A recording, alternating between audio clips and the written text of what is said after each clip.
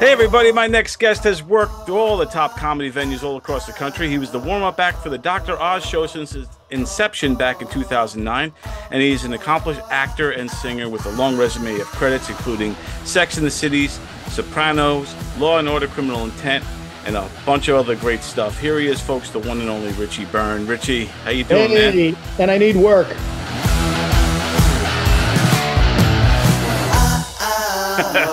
Looking for work. We were getting your reel going. Yeah, lots of good stuff. Yep. How are you? Doing great, man. How you doing, buddy? Thanks for having me. Yes. It's about time. Yeah, I know. I can't believe I have never had you on here. I mean, we've seen you in the Green Room show a bunch of times and you know, hung out a lot of times, but never actually had you on DONversation. So it's just cool that we finally got you. The next time I'm performing live, you come up on stage or Lady Marmalade and dance with me. You got it. Okay? Thank you. What's his name? Richie Byrne. Richie Byrne. He's very well known in the area. Oh, really? Yeah. So you were the warm-up guy for Dr. Oz. Is he still doing it? Like, what happened with Dr. Oz? What happened was I started August 2009, and in March of 2020, all hell broke loose. And I even remember, dude, I remember the date. It was March 11th. It was the last day they were going to have an audience because they were worried about COVID and all that crap, you know. So they were just not going to have an audience. So, you know, so we had that week, we were going to do it was March 11th. So we were going to do that whole week and then the next week without an audience. And then the following week, we were going to be dark for a week. And he said to me, after that week, you'll be back. This will all blow over. And he's usually right about everything, but he was really wrong about that. You know what I mean? Yeah. Not only did it not come back, but like within a couple of days, one of the producers got COVID and they shut everything down. And he was doing it from his basement. My main purpose and the desire that the whole staff had, I got to pay credit to them because they worked their hearts out to do this, was to keep America informed about this coronavirus pandemic. And we're going to do that whether it's in the studio or at home. And I'm hoping to get back into the studio as soon as we feel it's the right thing to do again. And then when they did come back to the studio, he didn't want to have an audience. And I understood it. He was nervous about, you know, he's America's doctor and all that. And what if an outbreak happened, it got traced back to the show. I mean, I totally understood, but you know, so yeah, so I can't believe it's almost 4.5 years ago now that I did a show for him. And then he did the show for another 1.5 years or so, 2 years. And then in the middle of that, he decided to run for Senate. Dr. Oz, hoping to become Senator Oz, officially declaring his run for the state's open Senate seat. Dr. Oz slams COVID mandates, claiming the public was, quote, patronized and misled throughout the pandemic. Going on to write, quote, I'm running for the Senate to empower you to control your destiny, to reinvigorate our great nation, and to reignite the divine spark that we should always be seeing in each other. Like, so March 11th, 2020, the whole world kind of shuts down around that time. COVID kind of ruins it for everybody. It was just such a weird time. And everybody thought it was going to only be for a few weeks. It ends up being... year and a half, 2 years. I mean... And dude, it was just, and we were, you know, I don't want to get in a whole COVID conversation, but we were going on no facts, just injecture, you know, and it's funny now that Fauci kind of admits that. It's like, really, dude? Dr. Fauci admitted that the social distancing guidelines to stay 6 feet apart had no scientific basis. I said that it is not based in science and it just appeared. Like, well, why'd you come up with 6 feet? Nah, it just seemed like a good number. That's the craziest thing. He's like, we just figured 6 feet sounded like a number that people would respect it and they would like that, but yet here we all are, like standing on like little tabs at the grocery store where you got to stay 6 feet apart on lines, or like a line at the bank. It's just ridiculous now in hindsight because of stuff like this. I remember doing a show at Governor's outside. And they had a plastic like thing in front of the stage and on the sides. So you were like in a box, like, you know what I mean? Like, like mine. And I remember Keegan was on the show. By the time Keegan got up, he goes, "There's so much spit on these plastics." He goes, "I feel like I'm in, I'm going to get it again, 'cause It's so crazy because like with that spit guard thing that they had on there, and like a lot of people try and take precautions and do what they could, but I was like, who is this protecting? Is this yeah, protecting them from us or us from them yeah, or like no, yeah, I couldn't agree more. It was just so stupid. You were just like, what are we doing here? And you knew that I mean, it got to the point you knew the government was just, can you curse on this show? yeah, yeah, of You knew the course. government was fucking with you. I mean, they were like, oh, if you sit in a bar, you're okay, but if you stand up, you got to wear your mask. What are you talking? I mean, and you know what? It blew my mind. Friends of mine who smart people were totally buying that. And you're like, dude, think about what they're saying. Like, it just blew my mind. It just divided this country even more, as far as I could see. It I look became terrible. It's almost like the government heard me, and there we go. oh, yeah, they're like, all right, let's put the light on them. No, As the it's sun moves, I have to keep moving. like a sun. You're a human Yeah. sundial right now. Yeah, it was crazy because like you said, um, there's people that are still wearing masks to this day. There's people still keeping social distancing. Okay, I'm going to tell you a story right now that blew my mind. The other day, I in this neighborhood where I was, I'm not going to say where. There's a Asian spa. Okay, and and you always know what they are when they just say spa. It's no name spa. And I saw a guy walk down the street with a mask on, big thick mask too, like really like.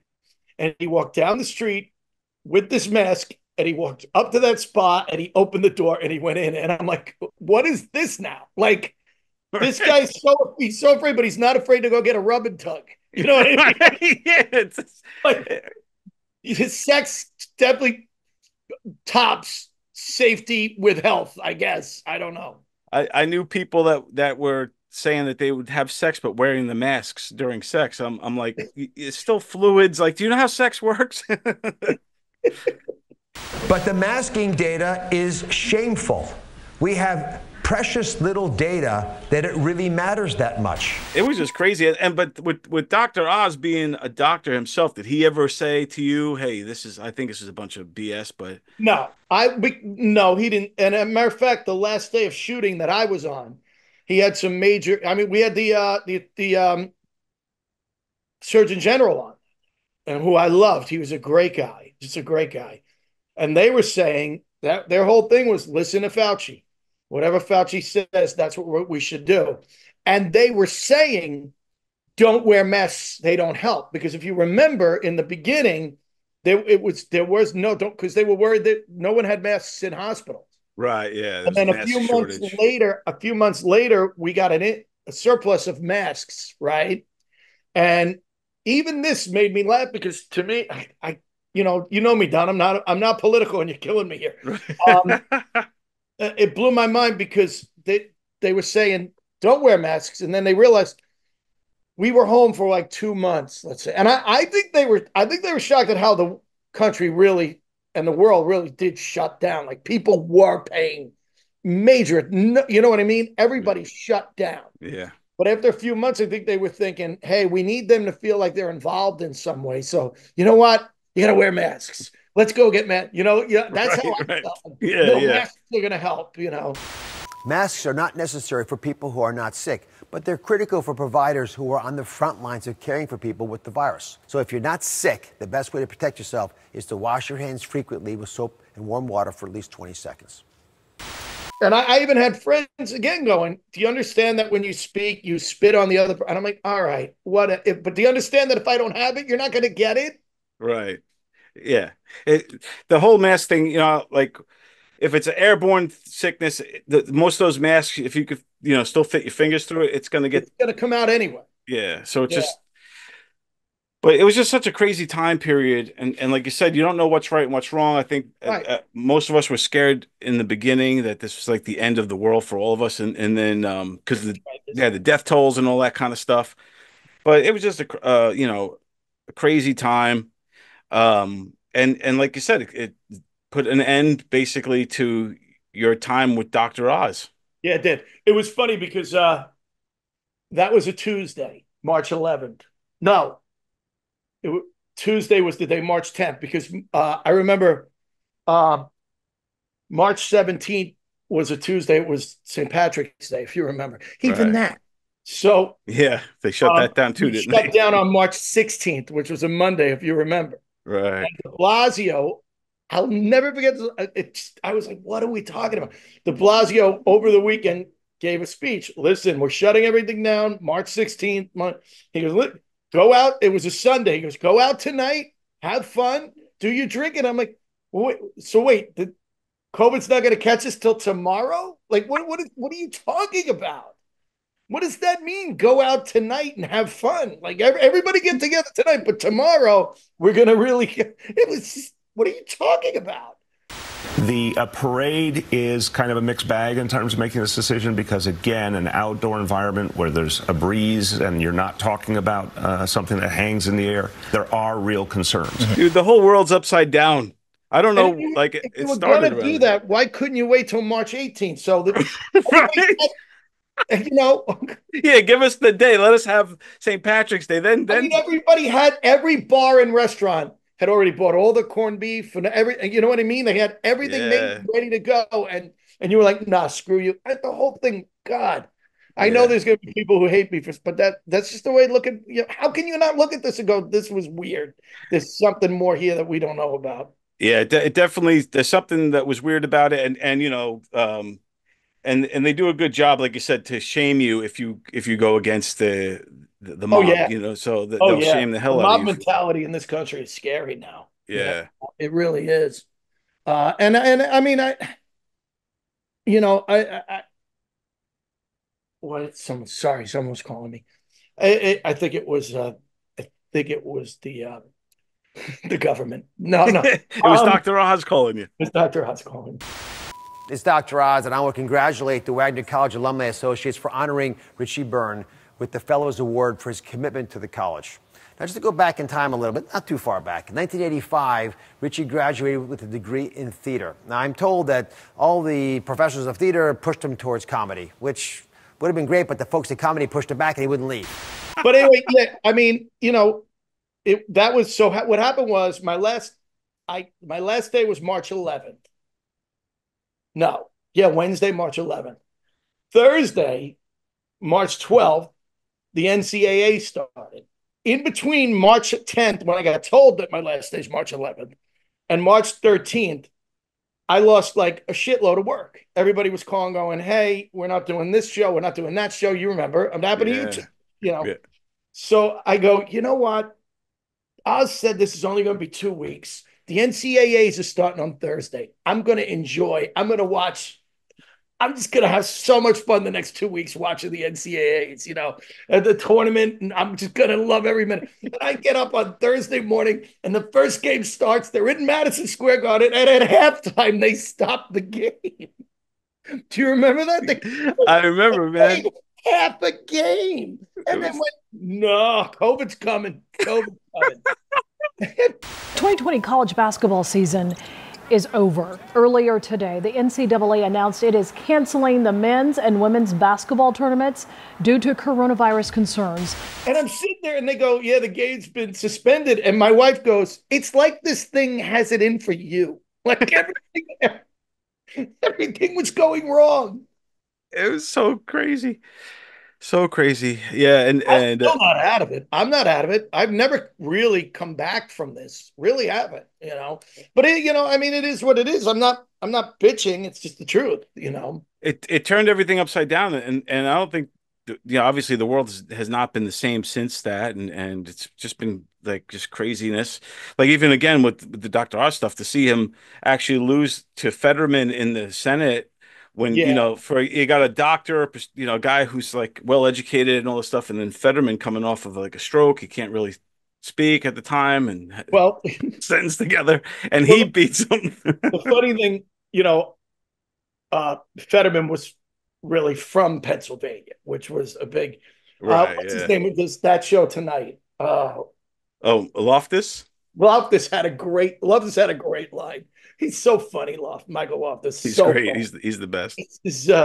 When Fetterman went, he goes, no, it makes sense. One guy went to Harvard, got a degree in cardiovascular, became a world-renowned heart surgeon, saved many lives, wrote books, went to UPenn, got a business degree, had his own books, had his own TV show, and the other guy played football in high school. It was just such a great point. You know what I mean? Like, because they'd always show Fetterman in his football uniform. Right.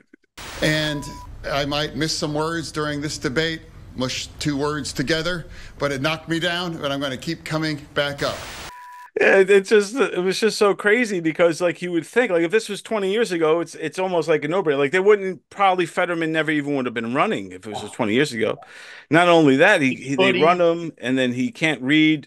Remember the teleprompters and all that? What's funny about Fetterman to me is that like he ran as a liberal and now he's like, yeah, not really. Like he's doing a lot of like right-wing shit. You know what I mean? They're like, I don't know what happened with the stroke, but he's yeah, he's pissing them off. They're like, hey, wait a second, that's not in the script, man. It's not in the script. Now, 8 years ago, I was a progressive, but the situations change, and I've been very clear that I didn't leave that label. That label left me. Oh, man. I hope you're happy. This is the most political I've ever been on camera. Listen, this is not, I'm not trying to say that there wasn't a serious issue with COVID. People died. A good friend of mine almost died. It was terrible. Jimmy Cano. I don't know if you know Jimmy. He was the doorman at Gotham, a great guy, and he's doing fine now. And he's just, Mark Riccadonna, and I had him on our podcast because he called me and said, dude, I almost died. He was in the hospital for months. Wow. Yeah. And he thought this is it. And he came on our show and it took him a long time. I don't even know if he completely is back to where he was. Hey, Jeffrey, what's the difference between an oral thermometer and an anal thermometer? I give up. Jimmy, what's the difference? The taste. So I'm not trying to believe something was wrong. It was just the lockdown that kind of, it was like, what are we doing here? We don't, and it wasn't even the lockdown. It was how long the lockdown lasted. Well, it was the first time they ever did a lockdown. They never, like in our lifetimes, they never, in the modern day, I mean, they never had a lockdown like that for anything. We've gone through SARS and bird flu and all these other things. Yeah. So yeah, it was definitely like, why was this decision to lock us down was crazy. Right. But yeah, to your point, COVID was a real thing. A lot of people, I mean, my dad was in the hospital for a long time with that. Scary. Yeah, it was scary. Luckily, thank God he came out of it. Tim Saliani. Yeah. I'll tell you a story about that. That same week, I think it was the night my last show at Dr. Oz, I went over to Governor's and Keegan and Tim were doing the disturbance, domestic disturbance thing. Yeah, and Carla called in and what was her name? The God, I feel so bad. The producer. Oh, Sally, right? So I show up. I'm not even on the show. I just show up. I go, let me go see. So they come in. And Keegan was coughing. And here's the other thing. They had the door shut. It was so hot. It was so hot in that studio. I don't hear a lot of coughing, but the coughs that I hear are very, very scary. It was Sally, Keegan, Tim, me. And a few days later, Keegan was sick as can be, had COVID really badly. Wow. Sally got it. Tim got it. And Tim almost died. Keegan was in bad shape. Sally, and I didn't get it. They were mad at me. You had the antibodies, man. I don't know what happened. I just didn't get it. I said, I guess I was far enough away from Keegan. But I remember going, man, I feel like I'm in a petri dish. Can we open this door, please? I actually saw that episode when it was airing. I remember watching it, and I remember seeing him coughing and all that stuff. And he said. Yeah. He actually, I think did he say he thinks he has COVID? I forget what it was, but I was like, joked about it. Yeah. About it. Have you ever had COVID? Yes. A few times. No, I mean, nothing, thank God, nothing earth shattering, just tired and that kind of crap, Yeah, I never officially got it. No? Well, I never tested. I think I had it, but I never tested positive or anything. There was one time 2022, I want to say, or maybe 2021. 2021.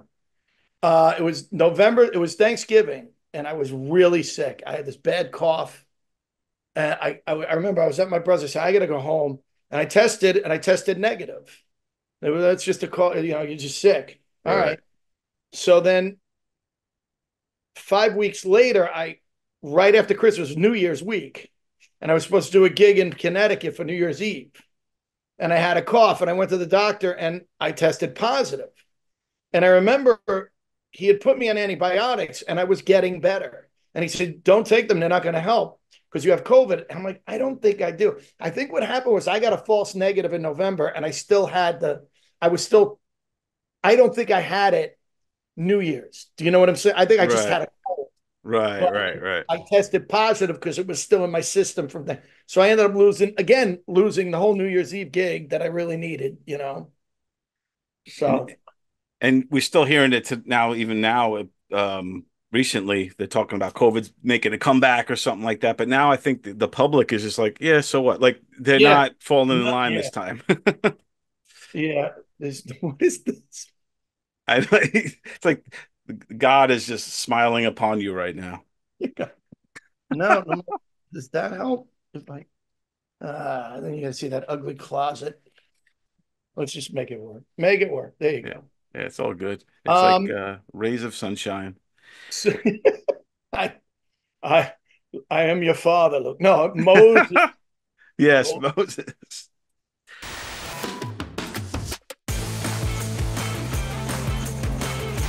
We're working on your reel. Yes, it's pretty cool. We're seeing a lot of the stuff that you've done. Tell me a bit about. I know you want to kind of kick off your acting again. You want to kind of get back into it. I mean, I never really wanted to be a stand-up comic. That kind of happened. And when I was I was a theater major in college, and when I got out of college, I was doing a lot of theater, regional theater, and stuff like that. I kind of regret that I didn't do student films and things like that, but we didn't know back then like now. It's 35, 40 years ago, Right. And I started getting involved in stand-up, and I used to say, I'm an actor who does stand-up. And one day I remember somebody saying to me, dude, you're a stand-up who acts. Like I'd been doing it so long and realized I didn't realize. Right. That was my soul. I was making my living as a stand-up comic and going, yeah, but I'm an actor. Yeah, but I'm an actor. And I kind of got away from it, which was fine. But then during the pandemic, I just, I realized that I really missed it and I want to get back to it more. I started hanging out with Mark Riccadonna more, who is. Yeah, Mark's a great guy. Got everything going on all the time. And he's a tremendous director. That movie that we did together, the Double Eagle. Double Eagle.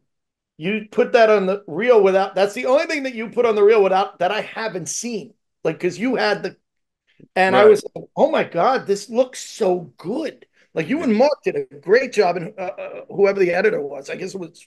I edited it, yeah, and then dude, it looks better than anything else on my reel. I mean, you know what I mean? It pops, and which is what I want to talk to you about later, because my acting teacher was like, that should be first.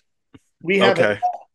So we'll talk about it later. And I understand why. He goes, you want your more recent stuff. He goes, first of all, you're doing more in this than anything else, which is true. Right. Second of all, it looks so good and you look good. So there's a couple of things I want to talk to you about. But yeah, so I've been talking to Gary Grant, and he wants to send me out to some agents and stuff, because I don't, for the first time in over 20 something years, I don't have any representation, which is so weird. Right.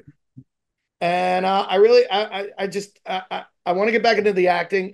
During COVID, a buddy of mine from high school called me. He's a music guy, and he and another friend of mine were writing a musical, and they wanted me to help them get kind of launch it, and it needed a lot of work. And in the middle of everything, I got involved with that, and the next thing I knew, I was writing the storyline for it. They didn't have a storyline. So suddenly I've been working on this musical for 3.5 years now. And It's called Newport, and I'm very proud of it. And we're doing some showcases, and we're trying to get it off the ground. We're trying to get some backing for it and things like that. And so it's been kind of cool. And you know this because you have your hand in so many things, just not being tied down to one genre of entertainment.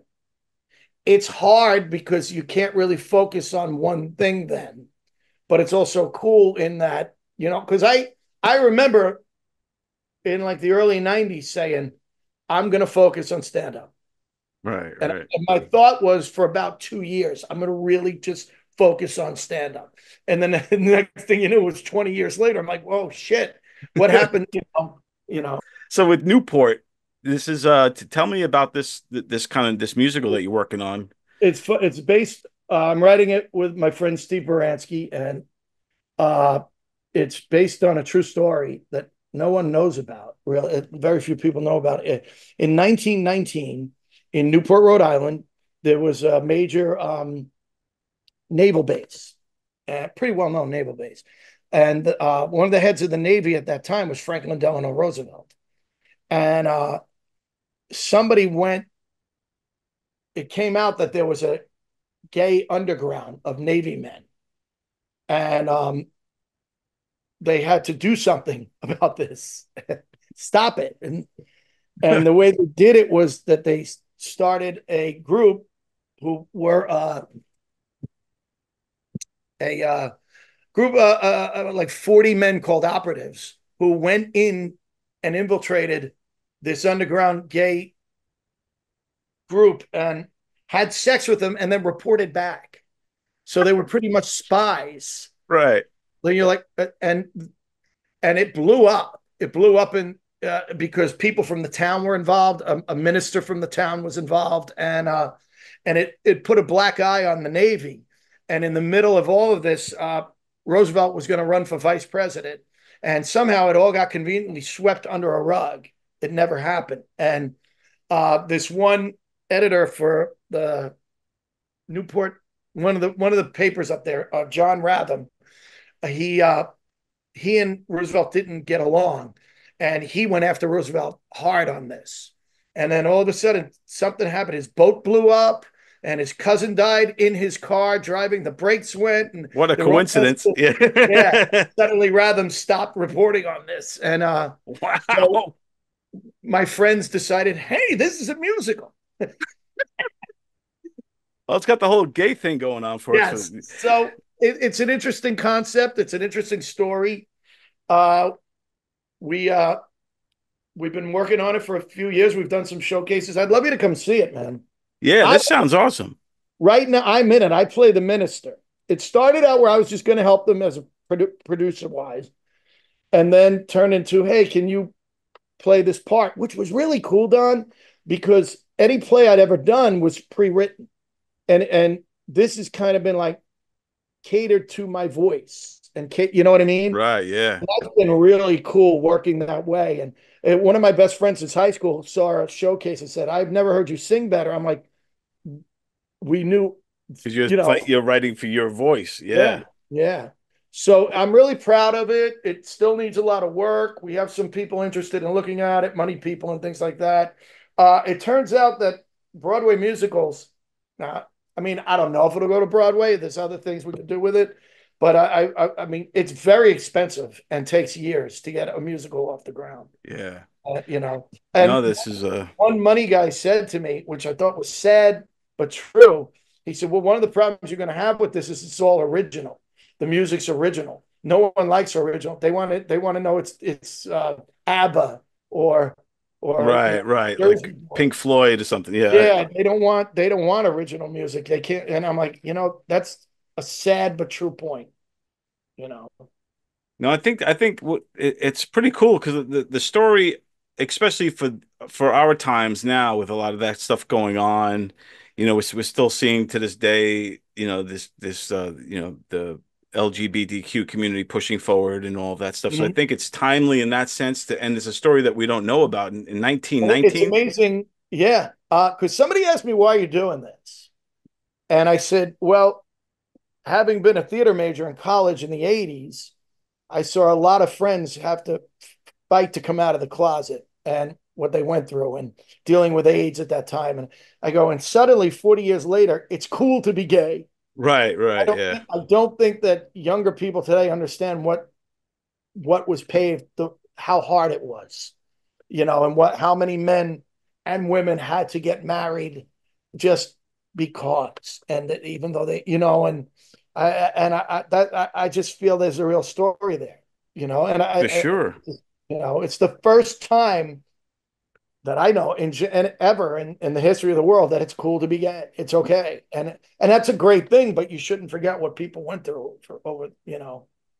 Yeah, I mean, like even in our lifetime in the 70s and 80s, we saw like a lot, like you said, a lot of gay people had a hard time, had to hide it. But in 1919, you're talking about like there was no political correctness back then. What did they do to these guys when they caught them? They were court-martialed without trial. A lot of them ended up in jail for years because they didn't know what to do. It blew up in their faces, and they had a court martial, and they put some guys in jail. And then the Senate got involved, and they sent 3 senators. They had triumvirate over to run another trial, but this was 2.5 years later. And that trial, the senators didn't. All the guys who were part of that operatives, they were given what's the word? Not leniency. What the heck's the word? Now you get me. Not clemency. No, like immunity. Immunity.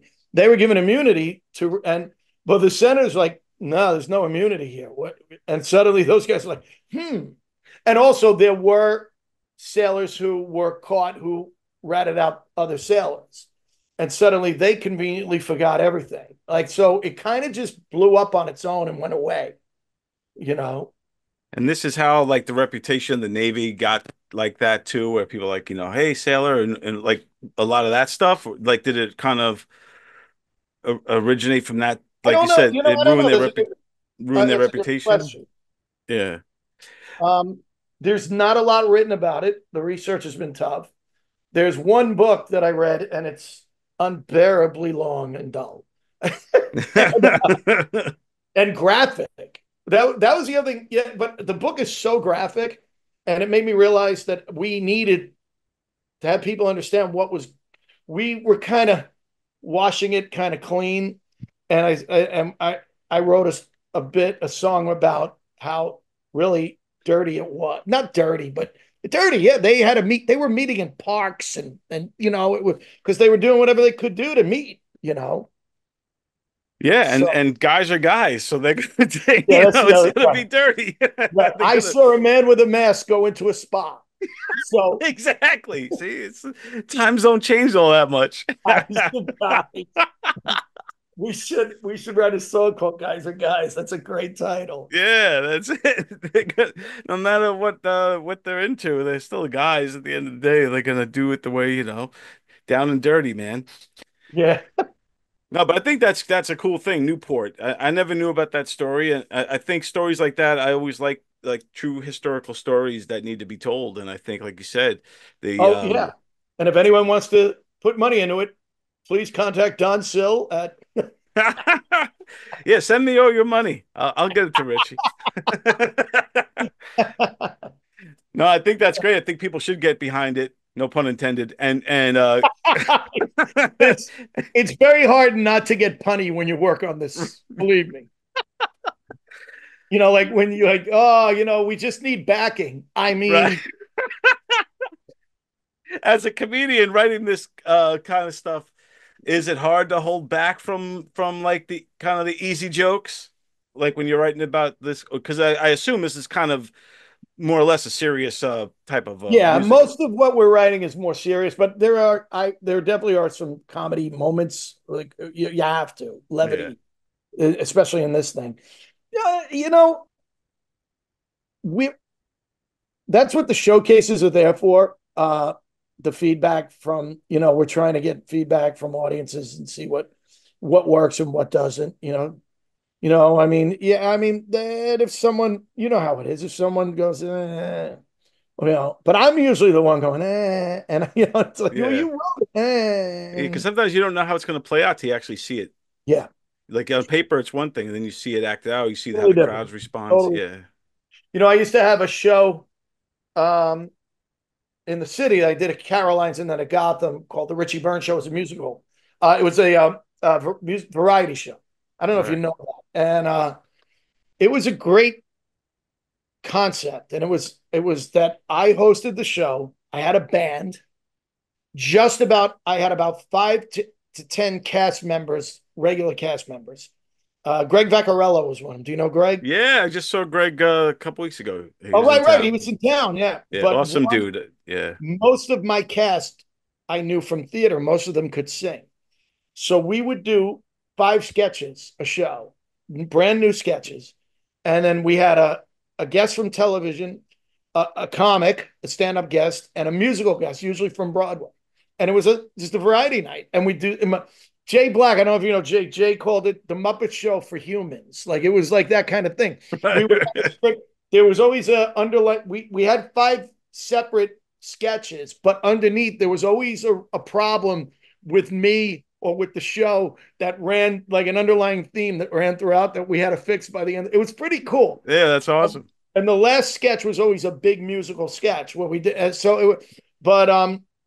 When we'd sit and write and then get it in a rehearsal and go, fuck, this isn't working. Things that you thought were going to work just weren't working in rehearsal, and you'd have to start over. And then we only did it one show. Then we'd have to do a whole brand new show in like 3 or 4 months, right? So then you're on stage doing a sketch that you wrote and you rehearsed and you did and everybody's and the audience isn't laughing and you're like, what happened here? What happened? So but that was a lot of fun. It was a lot of work, and I missed that show a lot. I had some great Buddy Fitzpatrick wrote on it. Wow, yeah. Alex House, I don't know if you know Alex, she's a really funny comic. Greg Vaccarello, Jay Black, Vinny Nardiello, some great Dustin, not Dustin Chafin. Darren Dillon. Do you know Darren? Oh yeah, Darren Dillon. Yeah. He was awesome. Yeah. That's a good bunch, man. Yeah. We used to have fun in the writers' meetings. Vinny Nardiello had a funny line because my directors were both from musical theater. It was 2 friends, a guy and a girl, and Vinny would go, we sit in an office and we write and we make it funny and we put it all together and we rewrite it and we make it funny and it's fun, and then we give it to you guys and you gay it all up. So I had a really good time. Yeah, me too. A little dinner, a little miniature golf. Yeah, nothing like a little competition on a first date. Oh, thank you for letting me win like that. You're welcome. I remember Bartlett did my show. Bartlett did it. Oh, nice. Yeah. And the second show I did, I used to have 2 comics, which was a mistake because you tell a comic to do 10 minutes, he does 25. Right. So, we were on it, and so now I had 2. But my second show, my 2 comedy guests were Bartlett and Gaffigan. Oh wow, yeah. Yeah.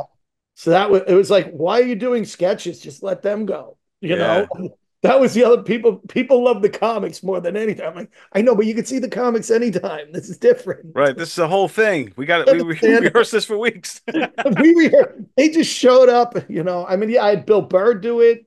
Voss did it. Norton. Wow. Yeah. Kevin So when was this? Meaney. This was like early 2000s? It was early 2000s. I did it for about 7, 8. Dude, the first 5, 6 years we were doing like 3 to 5 shows a year. It was a lot of work.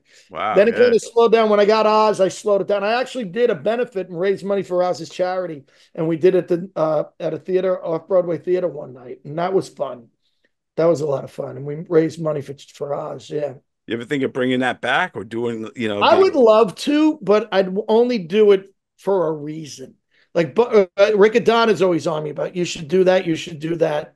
And I had people tell me this and I just didn't visualize it. I didn't understand because I'm not a camera guy. I'm not a screen guy, film guy. And people are always like, you could put video on. You could do you could do B-roll. You could do that. You could do, and I'm like, now I get it. And nobody would be. I would love to have Mark work on that. Like maybe come up with a sketch that's we show on a screen, and and then do live stuff coinciding with the stuff on the screen and all. So I don't know. Yeah, what it is, Don? I'm so busy right now, not making money that adding another to that repertoire would be a little tough right now. But I would love to do another one. Yeah, a lot of fun. Yeah, I hear you. And you and Mark have a great chemistry. You guys have been doing Drinks, Jokes, and Storytellers, the podcast for a while. You guys work together a lot on the road and all that. But tell me about the podcast. I loved it. It's haven't you guys kind of on a hiatus or what's on a hiatus? Yeah, we're on a hiatus. It's just been it's again, we're both really busy. He's been doing stand up and working on some films and everything, and I'm taking this acting class, and I'm just really busy with that. But yeah, it's called Drinks, Jokes, and Storytelling, where we've been doing on Gov's podcast for a few years now with Tony Walker, who I love, and I know is one of your best friends. Yeah, Tony's a great guy. He's like family to me, like my brother. We're I don't know. We got to talk about bringing it back, but we did it we started doing it in like 2017, I think, a long time ago, and we were just doing it we would go to the comic strip because they had a room. Right. Yeah. And it was just audio. There was no video. So we would literally bring in like 5 comics throughout the day, get 5, just bang out 5. We'd always get a drink at the bar. Like no matter what time of day it was, you had to get a drink at the bar. And then you'd sit there and have it. Meanwhile, no one could see us, but we drank. Right. By the end of the day, Mark and I like sloshed. But so we did that for a few years, and then we started doing it like this.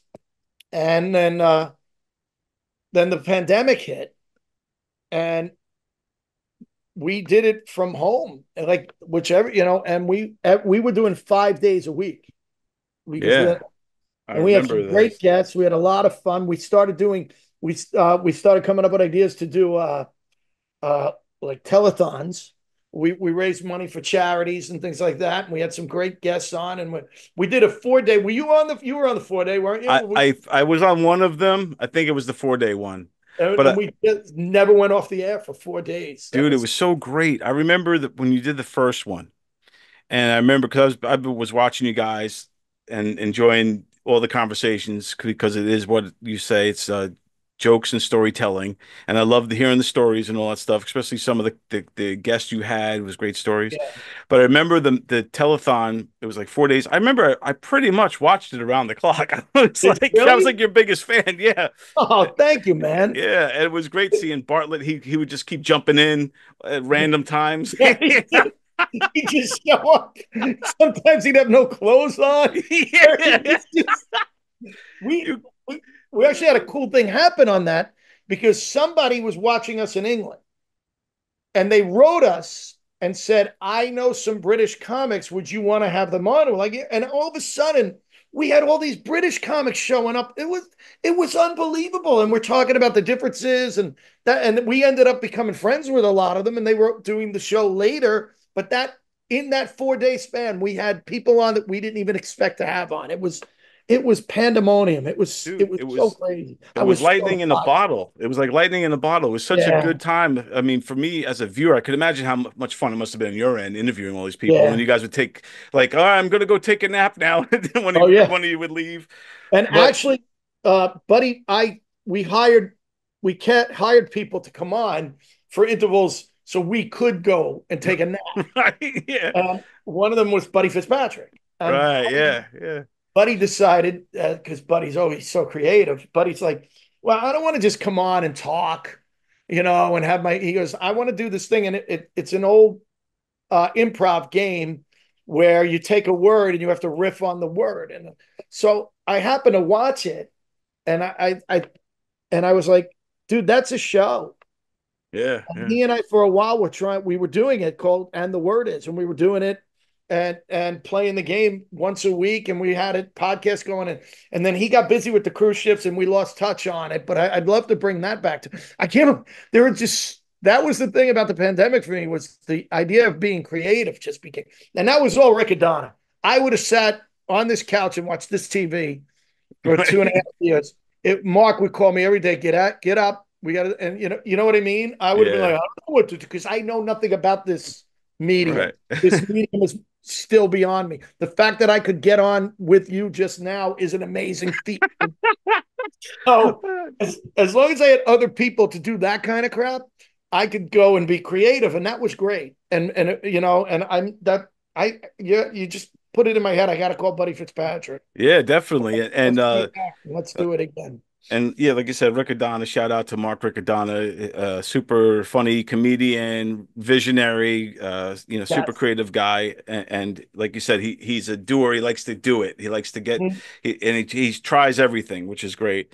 But that telethon was so awesome, man. And there's so many comics you guys had coming, and the way you timed it out too. You guys had like a schedule. I mean, it was well. Like choreographed or well scheduled. It was like one like well, they overlap. you had to see the call sheet. It was unbelievable, you know. And then something happened. Governors, we were going to do one night. We were going to do a show out of Governors. We were home, right? But Governors had comics, and they were going to do a show. They were going to do a stand-up show, right? And, they had like 7 or 8 comics who were going to do time, and no one in the room except the comics. But they were going to. It was out of on this podcast, and we all sat around, and you could see us, and we were interacting with them and everything. So anyway, there was problems with the glitches. There was a glitch in the system, and we couldn't start.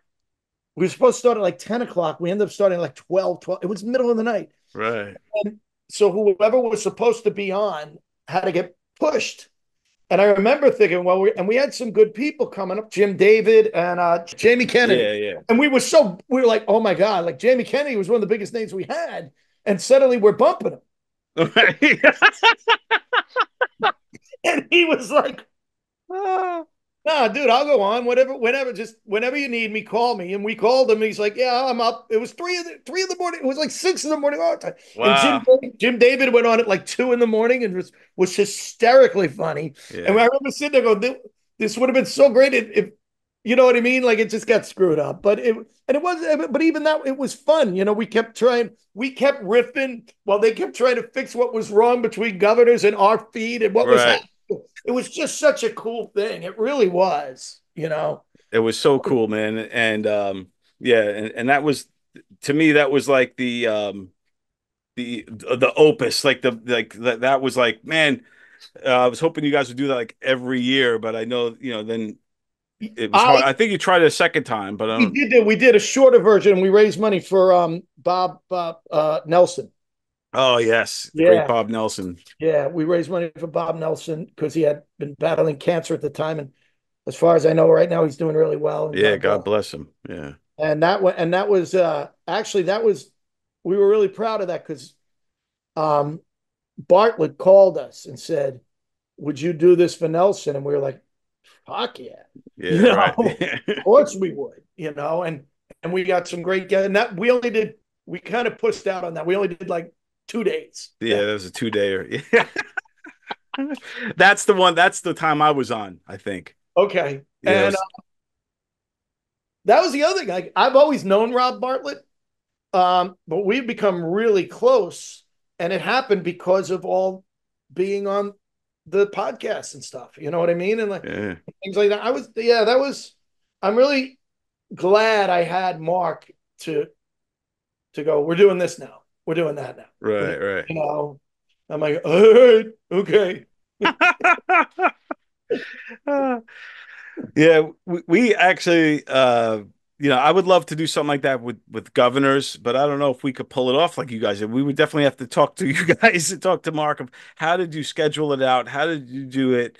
Because there's so much involved in it. Plus your guys' names to be able to get some of these like the Jamie Kennedys or even the Jay Blacks and Jim Davids. I mean, this is some we should talk about it. It'd be fun. I would love to do it again. Yeah, I think that'd be and super I'd love cool. to do it I'd love to do it at Governors rather than, maybe like run home for an hour. I mean, I live close to Governors. Yeah. So yeah, we But could might be able to work that out. That would be should talk awesome. about that. Yeah, Yeah, we yeah. should make that happen, I had, man. dude, I got to tell you, when we did Double Eagle, I had such a good time with you. I didn't know you that well then, Right, yeah. and I remember. Do you remember? I love that character too. I really, I love that character. And but do you remember Mark had to go take care of some producing stuff, and you said, well, let's stage out where the girls Oh, the fight not scene? fight Yeah. scene. Yeah. And you were like, all right, let's rehearse it. And I just went for it, and you were like, please tell me you were rolling. Do you remember? Yeah, yeah, because I really fell and everything. I think when she was rolling, I think, Yeah, she did roll. and that Yeah. was the one we ended up using. Yeah. So I had it, but I remember Mark coming back because he had to go get hotel rooms. Right, yeah. And he came back, and you could see that he was so tired, and he's like, all right, let's shoot this. And you're like, I think we got it. And he was so happy. You remember, because he looked at it, he goes, yeah, you got it. Okay, we're moving on. Yeah. Yeah, Mark's a good dude. He's fun to work with. He's laid back, but he also has a vision. So yeah, so I like working with him. Hopefully we get to work with him on a few more Yeah. things. Yeah. Matter of fact, the Veronica who played, Christian, played the one part, in Veronica Murphy Yeah. played the other part. Veronica and I had done a play that Vinny Nardiello wrote together, that Mark directed. It was a reading of a play, and she played my daughter. Oh wow. And then so we got to know each other, and I love her. She's great. Yeah, she was awesome. Getting married soon too. And Nice. she called me last year, about a year ago, and said, "Hey, I wrote this short play, and it's in a theater festival." And she said, "I need a director." So I go, "Okay." She said, "Would you direct it?" I go, "I've never directed before." And she got really quiet. And I go, "Veronica, you won't offend me if you want to go find." And she goes, "No, I just can't understand how that's possible."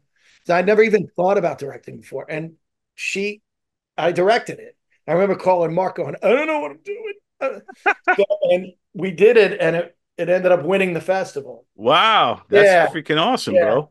And then she wrote another one. She's a good writer, really good writer. And I directed that, and we won that too. Wow. So I'm kind of proud of that. I'm 61 years old, never directed before.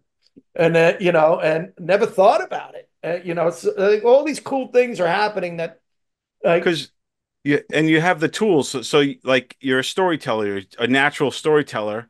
So in that sense, I mean, having that ability to be able to tell stories, you could adapt that into directing, into editing, and because you're also writing, you're a writer too. Yeah. So you already have all those tools. So then, directing too is just a lot of personality, and you got that. So yeah, I would think you would definitely make a great director. So I've been doing that now too, on top of everything else. Nice, man. And it's really great because it's another thing that didn't pay me anything. See, so hanging out with Rick Adana, you're slowly becoming Rick Adana. I'm Rick Adana without the merch. Yeah, yeah, you don't have the joke book. That's awesome, man.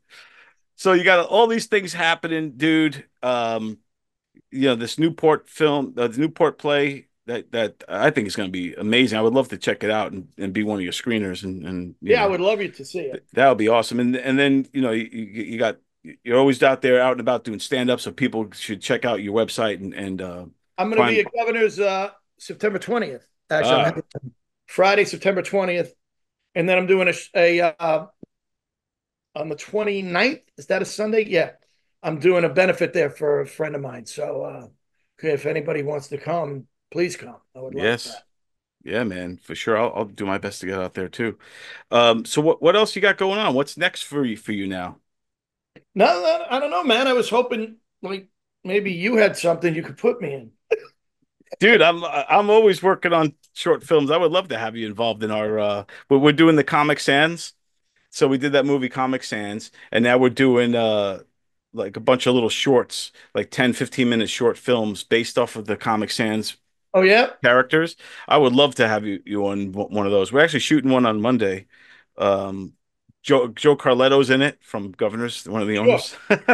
Is he So really? yeah, he's playing the character. Him and Tony are playing the two owners of the club, and then Benny Rizzuto's in this one. He's playing a ventriloquist, and then and then Joey Petroni, um, aka Bob Tamke, he's in it as well. So yeah, but dude, I'm always writing these shorts. I Yeah, would let me love, know, man. yeah, I would, dude. It would be awesome to have you involved in this, And I man. gotta, you and I are working on a couple of the real stuff. I haven't, I gotta look at the comedy. You're gonna laugh. I was going through my comedy thing and I was writing it on paper, what the times that, and I lost the, That happens to me all the time, bro.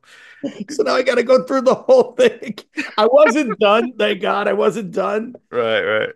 But, and I'm also, we'll talk when we get off air, but there's a couple of things I want to go over with the acting thing now because after talking to my acting teacher about it and everything. So, Right, right.